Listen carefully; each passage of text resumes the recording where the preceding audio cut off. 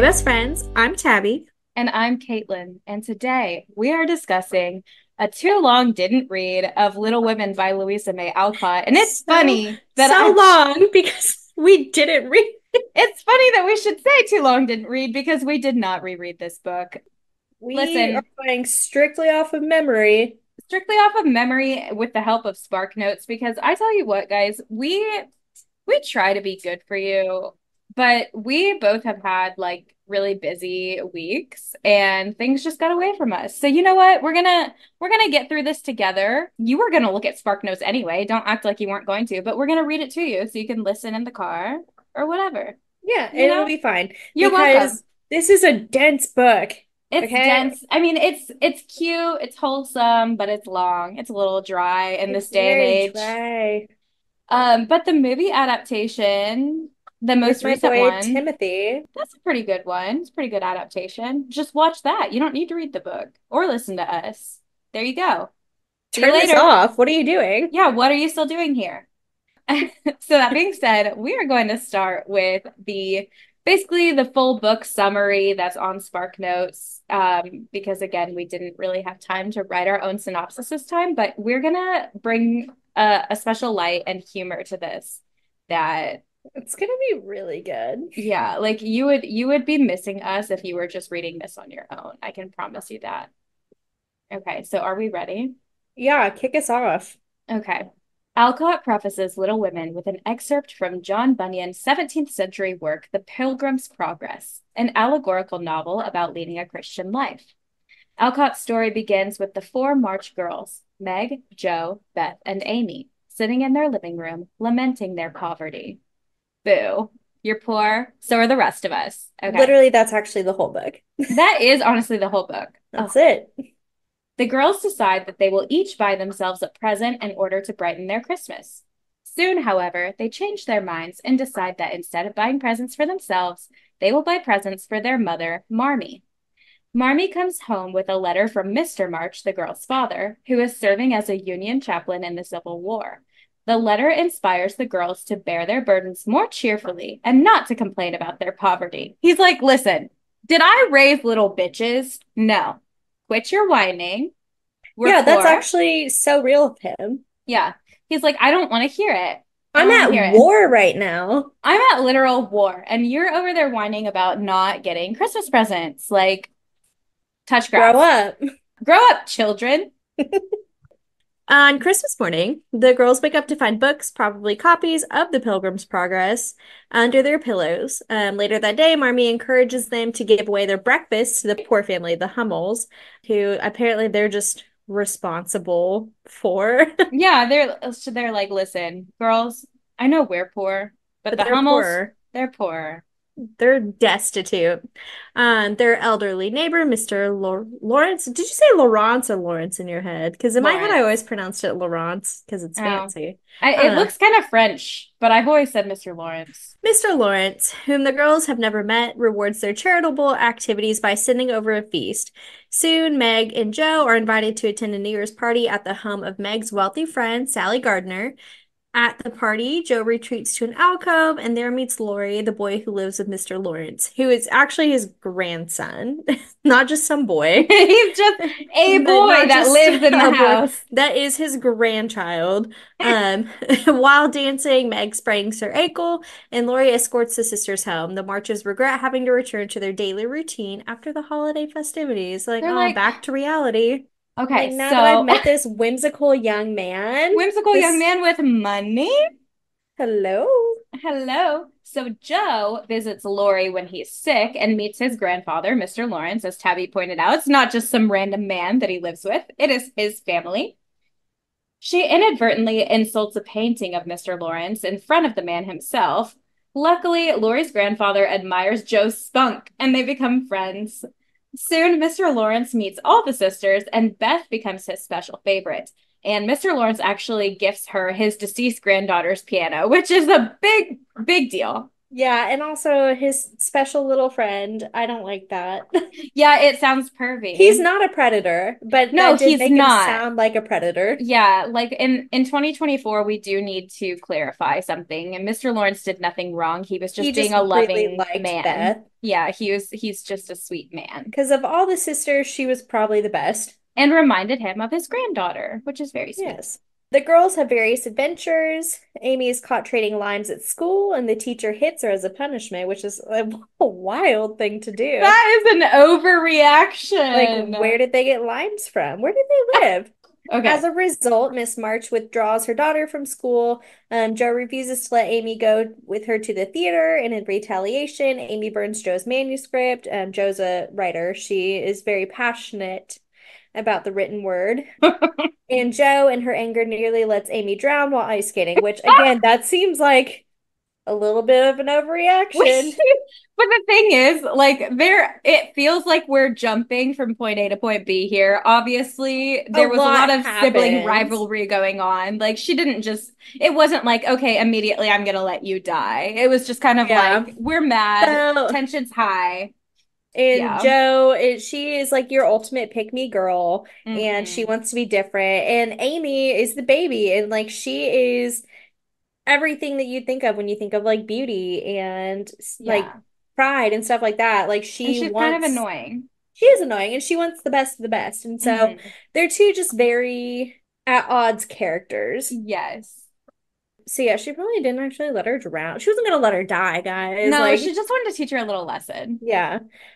Pretty Meg attends her friend Annie Moffat's party, and after allowing the girls to dress up in high style, learns that appearances are not everything.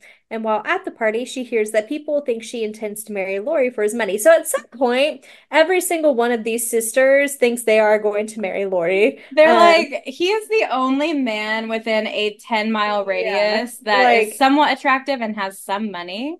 every single one of them They were fully is, prepared to just be sister wives, yeah. honestly. Um, Anyway. we digress. That year, the Marches form the Pickwick Club, in which they write a family newspaper. In the spring, Joe smuggles Laurie into one of the club meetings, and he becomes a member, presenting his new circle with a post box. At the beginning of June, the Marches decide to neglect their housework. At the end of a lazy week, Marmee takes a day off too. Scandal! Oh my God, takes a day Whoa. off. The girls spoil a dinner, but everyone ends up laughing over it. This is just like, This is the worst synopsis I've ever read. well, imagine we're reading the book right now, and that's all that happens in the span of like 6 chapters. I would Like these actually are jump off a the bridge. biggest things that happen in this book. One day, Laurie has English friends over and the Marches go on a picnic with them. Later, Joe gets a story published for the first time. Maybe we should have done chapter by chapter synopsis. No, this is perfect. I like I it love this it. way. I love it. Okay. One dark day, the Sorry. family receives a telegram saying that Mr. March is sick. It's not funny. It's It's very not funny. You're being serious. an asshole. Shut up. Okay. Saying that Mr. March is sick and in the hospital in Washington, D.C., as veterans do. Marmee goes to tend to him, and Joe sells her hair to help finance the trip.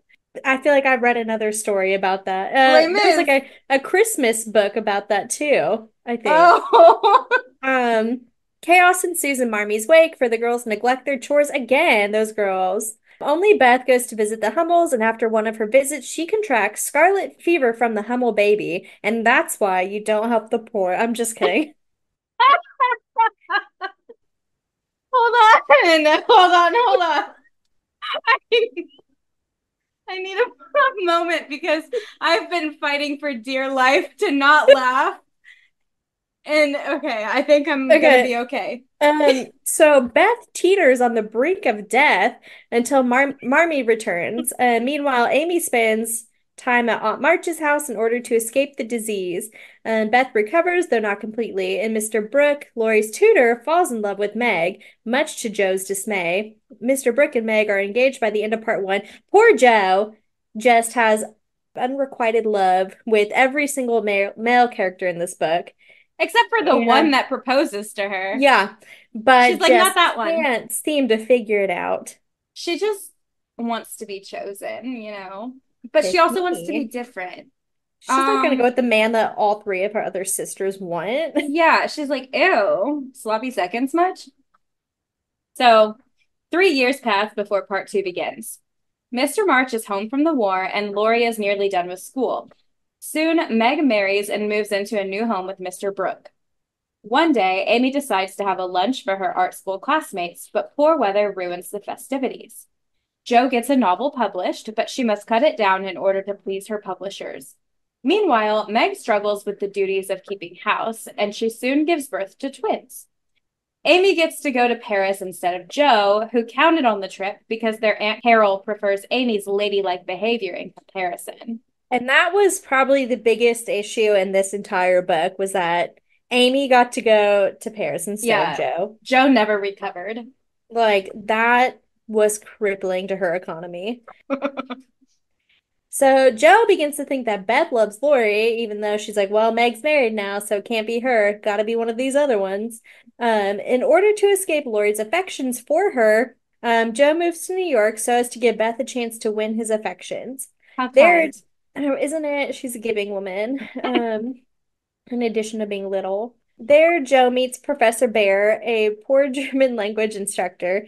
Professor Bear discourages Joe from writing sensationalist stories, and she takes his advice and finds a simpler writing style. When Joe returns home, Lori proposes to her, but she turns him down. Beth dies. Beth soon dies. Beth does soon die. It really rocked everyone's world. All right, so let's bring this home. So Amy and Laurie reunite in France and they fall in love. Sloppy seconds. It sucks, but it is what it is sometimes. They marry and return home. Jo begins to hope that Professor Bayer. Sorry. Mr. Bale. I also want to say we've had a little bit to drink. Again. Again. Okay. What are you? Is this an What intervention? about it? What about it? So Professor Bear, she's hoping that he's gonna like come for her. She wants him. She wants this man. He does, and they marry a year later. Thank God. He Amy, does. Amy and Laurie have a daughter named Beth who is sickly. Plot twist of the century. Sorry, they manifested that for their child. Why would they do that? Jo inherits Plumfield, Aunt March's house, and decides to turn it into a boarding school for boys. The novel ends with the family happy, gathered together, each sister thankful for her blessings and for each other because they learned their lessons. Wow. They experienced growth. Such And now growth. they're big women. So yeah, obviously, like a lot of things did happen. There's 47 fucking chapters.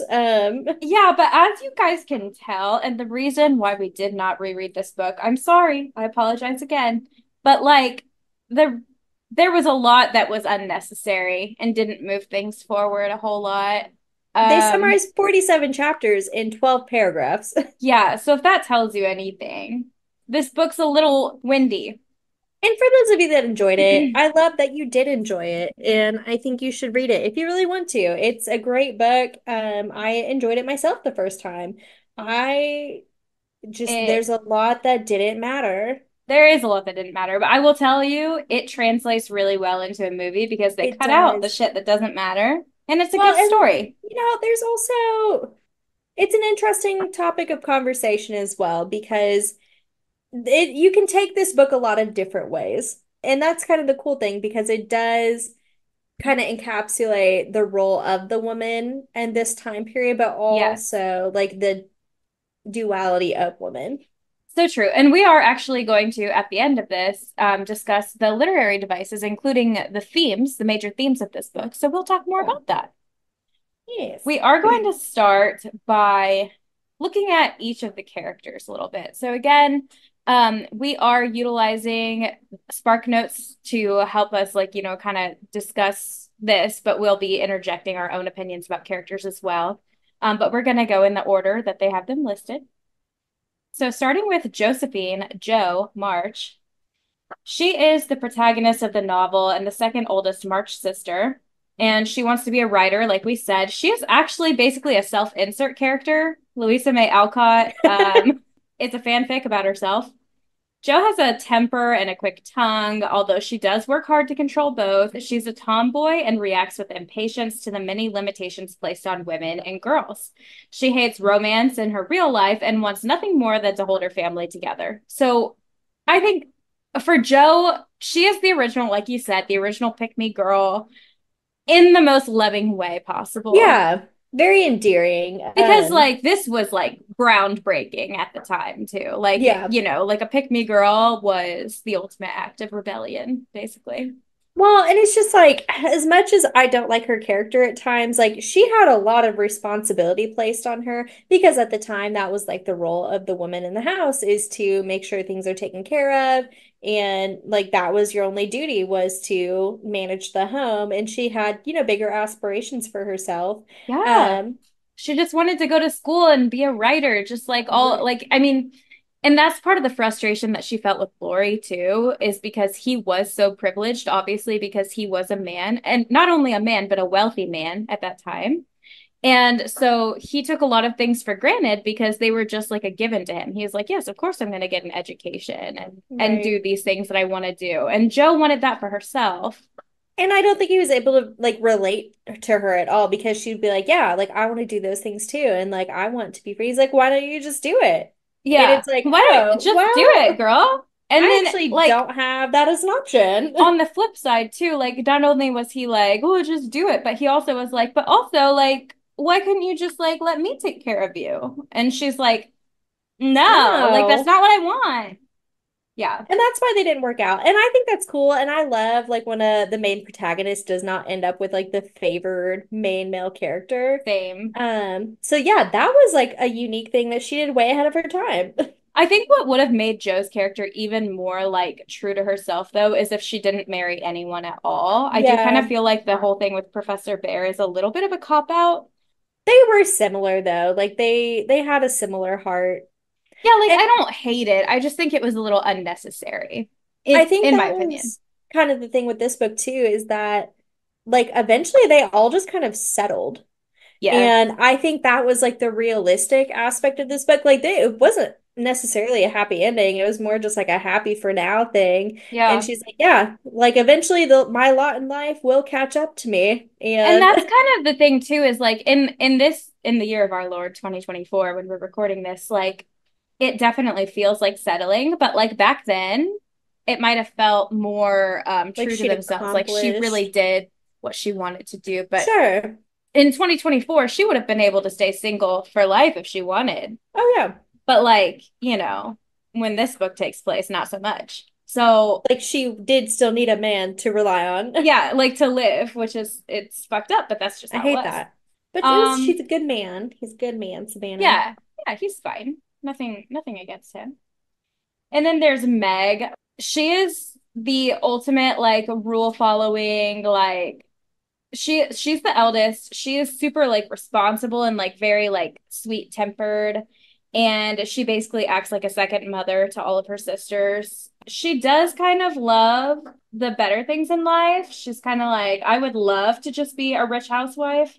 That would actually be ideal for me. She does manifest that for She herself. does. Yeah, she's honestly like she is thriving in the year that this book takes place because she's like, Yeah. yeah, I do want a man to take care of me actually.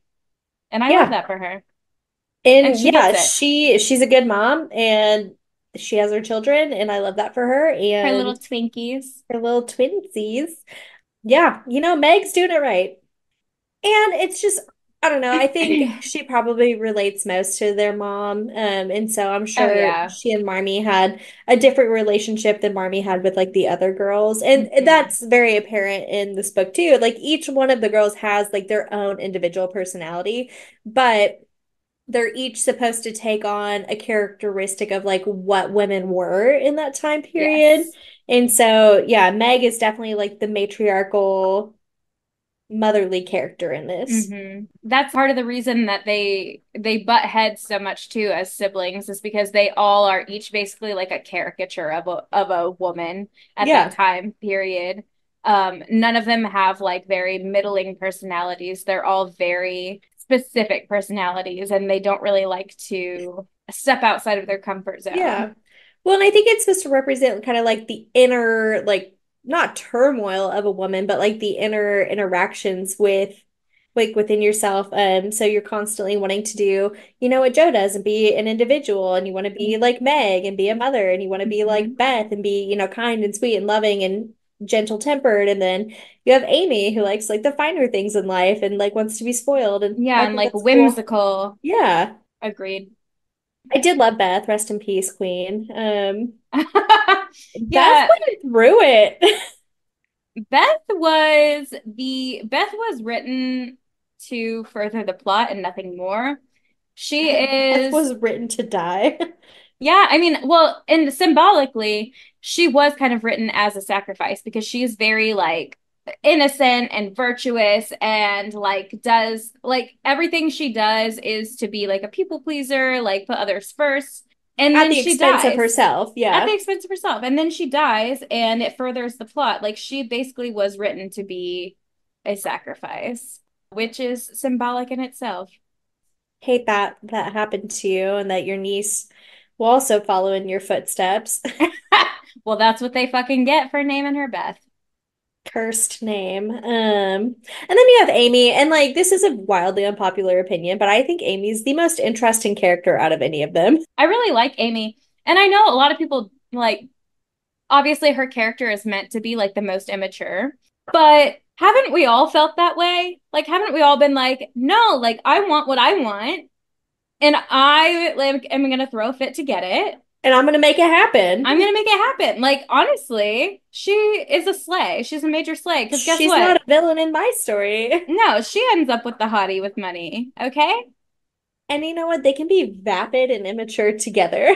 And I kind of love And I it. do love, and I love that in the movie too. Like, you know what, Joe? Sorry you didn't get your man, but like, I like this toxic couple over here. They're gonna rule the world. They are toxic. When like when you think about it too hard, Yeah, they're pretty fucking toxic. but they're gonna do really well. And I love that for them. And speaking of Lori, he is the ultimate stereotypical rich white man.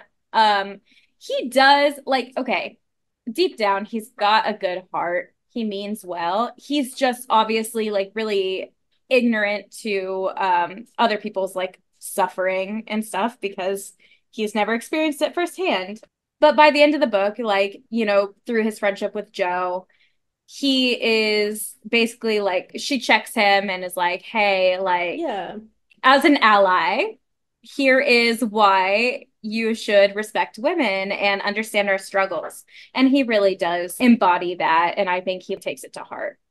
Well, and that's also why they probably would never work well together because they really are two sides of the same coin. They're just way too similar. Like they both want to be something that in that time they really couldn't be. Mm-hmm. Whereas like, Joe is very tomboyish and goes by Joe because it's a more masculine version of her name and she wants to be taken seriously like a man, whereas Lori, kind of feminizes himself almost like he wants to study music and he wants to do all these things that aren't considered masculine or manly in that time period. And so they're both just trying to figure out ways that they can still be happy while also being their truest self. And so it's That's so true. it's And very that's why they make such good interesting. friends, too. Yeah. Obviously, it's one of the biggest parts of the plot is when Joe refuses his proposal, but it's because they were meant to be friends. Like Yeah. they were not meant to be a romantic pairing. And he kind of like mistakes it for that because he respects her so much. He cares for her so much. He's like, well, that must mean that we should be together. We should get married. And Joe is like, no, actually, this is just friendship. And then the rest of the characters, there's like Marmee and Mr. March, of course, their parents. And They're Marmee is just doing like, their best. yeah, Marmee's a role model for the girls, especially while Mr. March is away, at the war.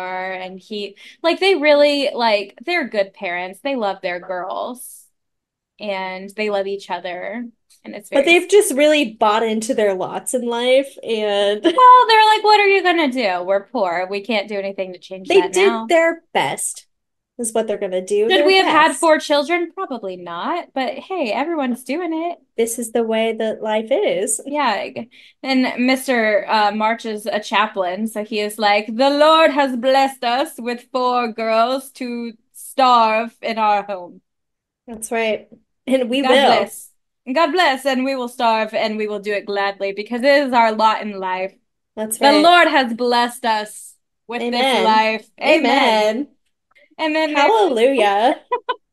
um Professor Bear, he is the one that Joe ends up marrying, and Mr. Brooke is the one that Meg ends up marrying, and then Mr. Lawrence, of course, is Laurie's grandfather that befriends the March girls, and he's actually a sweet little teddy bear of a man.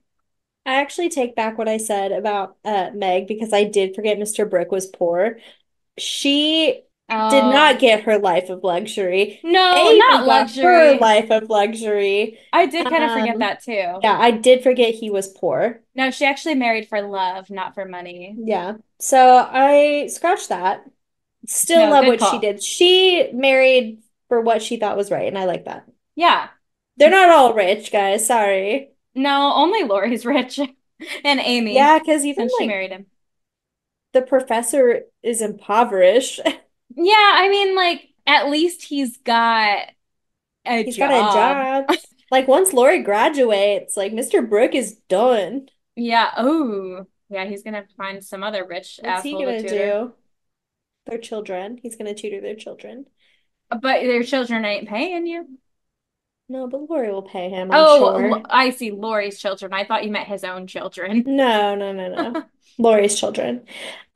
Yeah, all the rest of these characters, like There's a bunch of like, obviously there's side characters, but we don't need there's to. yeah, there's a lot of small side stories that Again, that I don't just further the plot. don't care. Yeah, I hate to say it. The Hummels, I hope they realize they committed manslaughter. Quit being Ooh. poor. So the next thing we're going to discuss about this book is we're going to kind of delve into some of the themes of the book and also touch on symbols. Yeah, so the main theme in this book obviously is about women's struggles between their familial duty and personal growth. That is, I mean, what each one of them kind of encapsulates, but I think Jo more than anything, just because of her radical view on what she wants to do. But like I said, each one of the girls does kind of demonstrate or symbolize like a different aspiration or goal that a woman has in life in the eyes of Louisa May Alcott. But it's just very interesting again to see like how each one of them like wants to settle within their life. Because in the end, like they do, and like you said, like they were happy with where they were and they each felt like they had accomplished everything ish. I don't think Jo was ever truly happy with like where she was, but all she wanted was her, family to be together and for them to all be happy and, well suited in life. But I don't know. I feel like it still was left kind of open-ended. Yeah, I mean, it's interesting because within this novel, we see like kind of two different paths that the sisters can take. Because with Yeah. Meg, she very much just fits into that role that's expected of her. Like she becomes a wife and a mother, and that is what women were expected to do at that time. Where Amy and Jo both kind of have their own little like rebellious phase, like you were mentioning, like with Jo's writing, and with Amy she does a lot of like visual art stuff, and so they both kind of like try to fight it, but then like you mentioned earlier, they end up basically settling. They also do marry and settle down. I think at that time, with what Louisa May Alcott knew, it was almost like that was just like the only reasonable thing that could be done. Like it's not like she could have written an ending where Joe's like, no, I'm just going to be a writer and I'm going to be Yeah. single for the rest of my life. Like that just truly wouldn't have made sense. It wouldn't have been something that could be even remotely feasible. And as like sad as that is, even the fact that Joe like wanted something different, and Louisa May Alcott wrote this story about like women like having these desires outside of being a wife and a mother, that in itself was radical at the time. And I think what would be kind of cool is like in 2024, someone like writes basically a version of this book where the Oh my women do actually God. get like the more that I'm talking, I'm like, how cool would that be? Where they Or do like a actually get modern version that. of Little Women. Yeah, I'm sure someone has probably done that, like a modern adaptation of this type of like of these characters. Like surely. We'll have to look into that because that would Yeah, be we should. cool. I think that'd be really good. I'm so But sad. yeah, I think like her whole point is like she's got one sister who like gladly like takes on that lot in life, and then the other sisters to varying degrees kind of like reject it to some extent, but then still end up um, doing it anyway. Another one that I kind of wanted to cover that I thought was very, very interesting in this book was the idea of work or like the necessity of work in this book because there are a lot of times where they would talk about how they just kind of had like a slack off day or like they went and did something where they indulged themselves in something they wanted to do and maybe didn't Mm-hmm. necessarily get the housework done and like even Marmee one day like takes a day off and it's like a whole like big deal because the housework didn't get done Yeah. and they felt guilty and like ashamed because they didn't do their one job that they had to and like it caused like the whole thing to unravel basically like dinner was ruined they didn't have anything to eat that night and they did laugh about it but they had to make up for that like the next day and so Yeah. the woman's role in this book it was like the foundation of a home basically like if the woman didn't do what she was meant to do in quotations um like the house didn't function and it's like I think of like today like if I didn't want to do laundry if I didn't want to cook it's like not the end of the world like the Right. day will go on but in like their eyes like that is like their one thing that they can do. Yeah, and a lot of it too has to do with like what was expected of them like in their religious community because It was again very this is like basic Puritan. that Puritan culture where it's like you're going against God basically by Mhm. not doing your housework. And so it's such a different like mindset and it's hard to wrap our minds around like now like when we were reading the summary of the book I think we even Yeah. laughed about like oh she took a day off but like yeah like that was a big deal. Yeah, idle hands lead to idle thoughts and whatnot, you Yeah. know? So yeah, that is a really good point about something that she has brought to our attention by writing it that way. Well, and it makes sense with like who their father is as well, because he is, A a man of member of, God. yeah, he's a member of the church. And so, like, they more so than probably anybody had that like drilled into them. Yeah. And this whole vibe of this book kind of really takes on that like the theme of oh we've got God and we've got our family and we've got a roof over our heads so life is good like this book very much embodies that vibe as Yeah. well which nothing like there's nothing wrong with that I'm just saying No. like that's kind of like a common theme of many classic works because it's kind of like that's the virtuous way to think. Like Yeah. if I've got my family and food to fill our bellies, then life is good. It doesn't take into account the more like selfish desires that Yeah, people the have. aspirations that you have. It's like we It's very should be happy interesting. because we are alive and we have each other. And it's like, Well, and okay, I mean, that's kind of what the basically the ending of the book was, is that they yeah, were just thankful for what they had and where they yeah. ended up. And it's like, oh, we came full circle here. Which is a sweet message, but also like if we're being honest, it's not the most realistic message. Yeah. It's like, what a cop out. Yeah, but wholesome, I guess. You wrote And all this stuff and then you couldn't even write a good ending. well, I'm sure it was good at the time because It was a everyone was good like, "Oh ending. yes, God bless them, God bless us, everyone." So one of the other things is just the fact that Louisa May Alcott really also one of her main points is just like being genuine and being true to yourself. And she uses other characters that are more traditionally like feminine, fitting into the roles that they're expected to do, like Amy Moffat and Sally Gardner. She uses them to contrast with the March sisters because they are all wanting to do like their own things, their own aspirations. And so it's just a constant struggle for the March sisters to balance those things that they want along with the traditional role that society expects them to fit into. And so she really emphasizes like their desire to be true to themselves and to live a life that's going to make them happy and fulfilled. Staying humble. Staying humble and staying also blessed and not being burned for being a witch. Okay, Hate it. maybe this time period is a little beyond witch See, I burning, think it but was actually a time when women were getting more rights. So was this like before or after like women got the right to vote? I don't think they can vote yet. Certainly not. I don't think they can vote. And let's move on to symbols. Yeah, umbrellas. Umbrellas. Yes. One of the first symbols to talk about is that Louisa May Alcott uses umbrellas to symbolize the protection that a man can offer a woman. Before Meg and John get married, Joe gets angry at Mr. Brooks' umbrella, and it seems that Joe's angry that Mr. Brooke is going to take care of her sister. But then later on, Joe's personal growth story is that Professor Bear extends his umbrella over her, and she accepts it. So she's finally like ready to accept not only his love and protection, but the idea that men, it's their role basically to offer that to women, which is kind of like, again, Okay. not my favorite, but we're talking, it was realistic for the times. Okay. Yeah.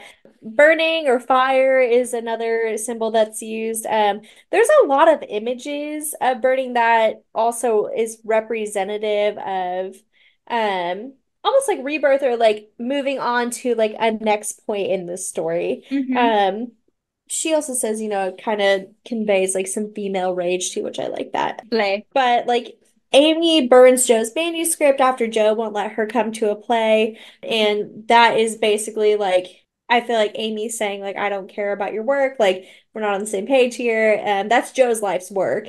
But that was like a huge, like, I think that kind of symbolized the beginning of almost like this rivalry that they had because they had always had like spats and stuff like that. But I think that's truly when they started not hating each other, but really, really like had a rift in between Well, them. that's when Joe was finally like, you know what? I could let this bitch drown.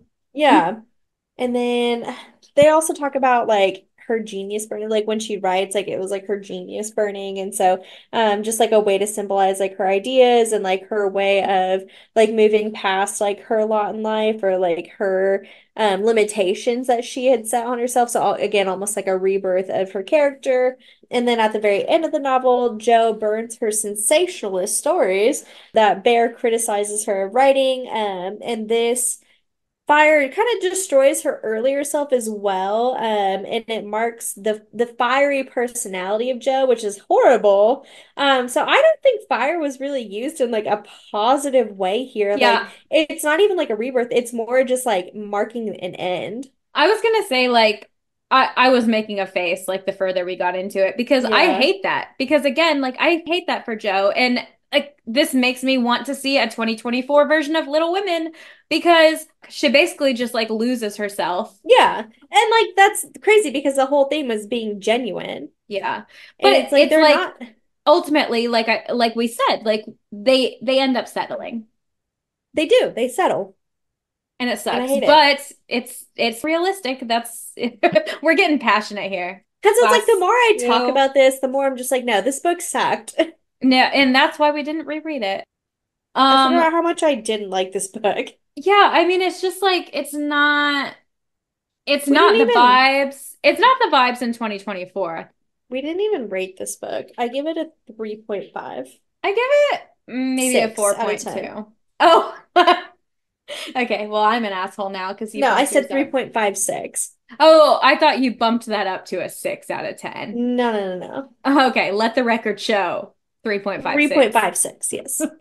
Out of 10. Another symbol is flowers throughout the book because again, like this book is really emphasizing the hard work and discipline of women and basically just like their role in society, like fitting into that traditional feminine role. So they constantly reinforce this with comparisons between the March sisters and like the more like well-to-do feminine women that they interact with. And one of these comparisons is between the natural beauty of flowers, which is praised as the result of deliberate care, and the artificial beauty of expensive clothes and pampering. So flowers are kind of like showing you have to put a lot of like work and effort into it versus like finery. It's like, oh, if you have money, you can just buy that and it just exists without any effort or care going into it. You have to carefully cultivate your garden to Exactly. yield the results you want. No, literally, because each of the March sisters has a patch of garden that they grow whatever they want.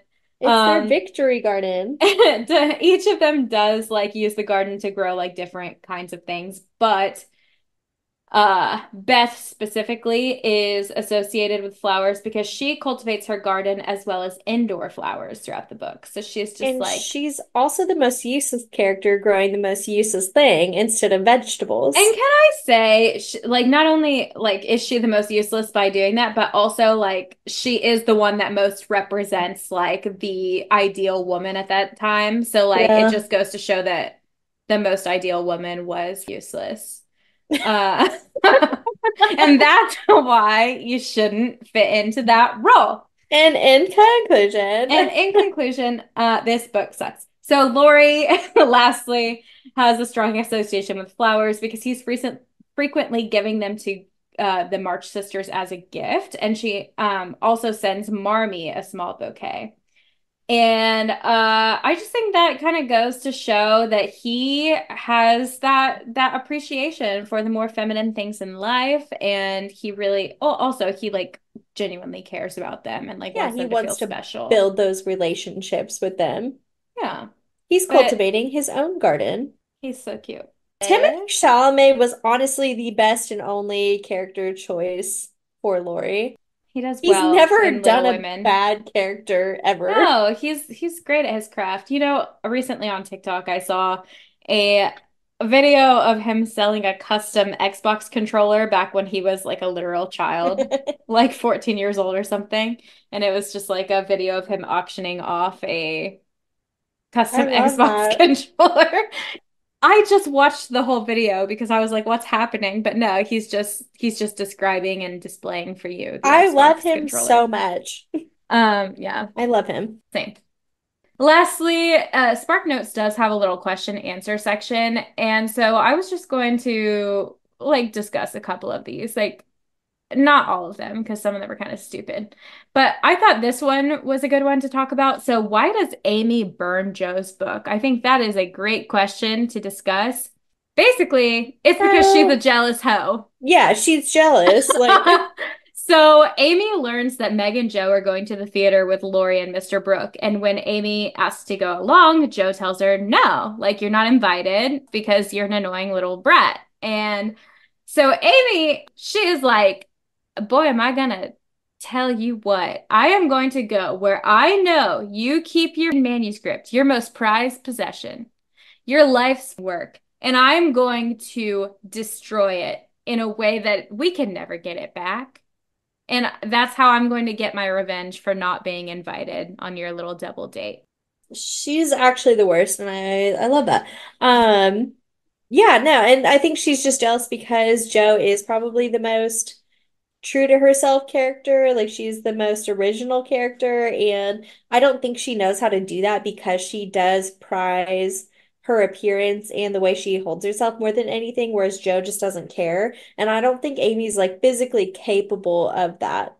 Yeah, she's like the only way that I can hurt her because she's like, I know that Joe doesn't care about anything else. Like Mhm. I can't embarrass Joe. I can't make her look foolish. So No, the only way that I can ever possibly hurt her is by burning this manuscript. she's a psychopath. And then the other question that I thought was a good one was why does Joe reject Lori's proposal? Because again, another like pivotal point in this story. And we've already kind of touched on this, Yeah. but Joe really, first of all, she's not interested in being like a traditional housewife or mother. Like she really is not interested in it, first of all, but also she's not romantically interested in Lori. Like, she really values their friendship. She thinks they make great, basically sibling energy. But yeah, she's just not interested in him for one. Two, she's not interested in being a wife, but then she ends up marrying Professor Bear at the end. But I think she marries Professor Bear because it was her choice. Like he had nothing to bring to the table really except for his intellect and like the similarities between them. And like she had moved to New York to escape basically her previous life and like kind of made her way for herself. And so yes, she did settle. Um, and she did end up doing all the things she was trying to fight that whole time, but it was her choice. Yeah. Which is like basically the way of like Okay. making it okay. Yes, it's like it wraps a little bow on it. Louisa May Alcott's like, see, like everyone got what they wanted, but like I know, wink, wink, No one that did. Joe did not truly want that. You just, and that's why I don't appreciate his character at all, because I'm like, no, like you specifically wrote this man just so that Joe would get married. And so I don't love it for that Yeah. reason. Yeah, overall, just not my favorite book, but it's one that like you've either probably read in high school or you're probably gonna have to read at some point in your life. So it's a good one to cover, but Yeah, and if this episode was not enough for you, like we said, we got all this information off of Spark Notes. And again, like we've interjected our own opinions, so don't sue us, Spark Notes, for saying like that. I cannot be so clear. We used Spark Notes from sparknotes.com. But also embellished, and don't come for us if some of the things we said get you an F on your paper because they weren't from Spark Oh my Notes, they were God, from please our don't use brain. this in an educational format whatsoever. Like, this is This was for the worst too long didn't read. entertainment purposes only. You will get more out of the movie than you will from this book, And also the movie's pretty good. So watch it. but the newest adaptation. The newest adaptation. The one with Timothy Timothy the one Chalamet. with Timothy Chalamet and Saoirse Ronan and Florence Pugh and Emma Watson's also in it. Emma Watson, but Marmee is played by someone very famous, and I cannot for the life of me come up with Uh, their name. is it Emma Thompson? No. Hold on, we're Googling. Quick Google search shows that it's Laura Dern. Yeah, great cast. Girl they chose for Beth March is a little scary. I don't even recall what she looks like. She looks normal in the movie. It's just they chose a really bad picture for her IMDb Oh, that's page. unfortunate. It is. Because that's like forever. Okay, she should sue. But anyway, that wraps up Little Women. Join us next week as we discuss The Yellow Wallpaper by Charlotte Perkins Gilman. And then the week after that, guess what? We're moving on to more exciting things. We are To going the to most be exciting things. we are going to be discussing Love Theoretically by Ali Hazelwood, and I cannot tell you how much Guys, I am excited to discuss with you. This is the first time I've been pumped. truly excited for an Allie Hazelwood book. Yes, because Tabby and I, listen, we are Ali Hazelwood lovers and supporters no matter what, because we're true fans. We'll stick with her through thick and thin. But I can tell you that this book of hers is my favorite of anything she's written so far. I think it is some of her best work. It is honestly her best, well, some of her best work. I say that because she's also recently released a book called Bride. And I've not That yet is read that one. also some of her best work. So But that is next on my TBR. So it is, guess what? 2024 is the year of Ali Hazelwood. love Okay. that for her. Yes, she is slaying. She has truly mastered her craft, and I can't wait to discuss her. So go ahead, get reading on those. We'll talk to you next time. And as always, Let's get lit.